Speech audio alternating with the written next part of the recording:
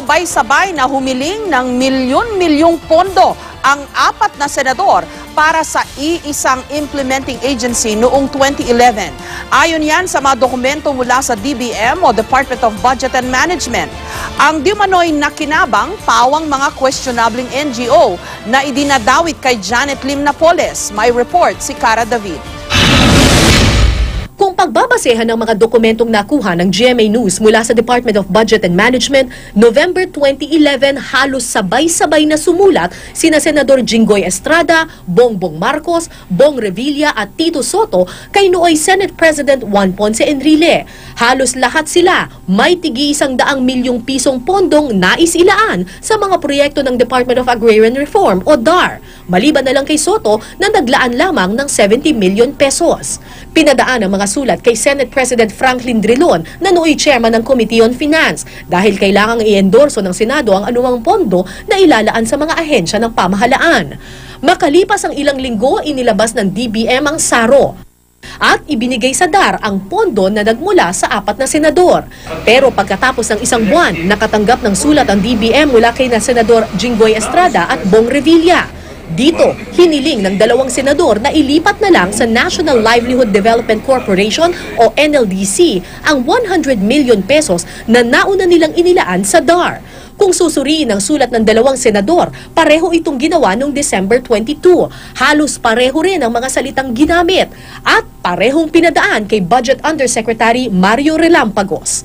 Makalipas ang 2 buwan, February 8, 2012, sina Senador Bongbong Marcos at Senador Tito Soto naman ang sumulat sa DBM. Tulad ng mga naunang sulat ni Revilla at Estrada, halos pareho rin ang mga salita at pareho ng hinihiling. Ilipat ang pondong kanilang inilaan sa DAR papunta sa NLDC.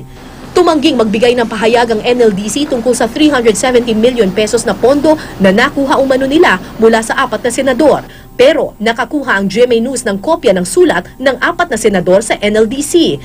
Si Senador Estrada sumulat noong March 16, 2012 sa NLDC at hiniling na ilaan ang 100 milyong pisong pondo niya sa 3 NGOs, ang Social Development Program for Farmers Foundation, Agri and Economic Program for Farmers Foundation at Agrikultura para sa Magbubukid Foundation.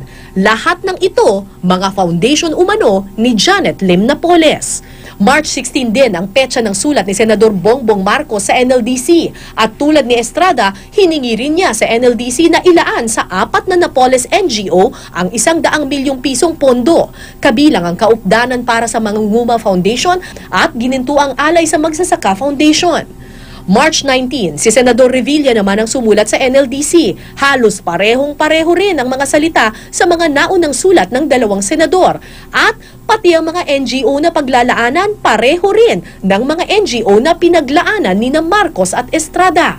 Si Soto ang pinakahuling sumulat sa NLDC at tulad ng naunang 3 senador, parehong-pareho rin ang mga NGO na paglalaanan ng 70 million pesos na pondo, pawang mga NGO ni Janet Napoles.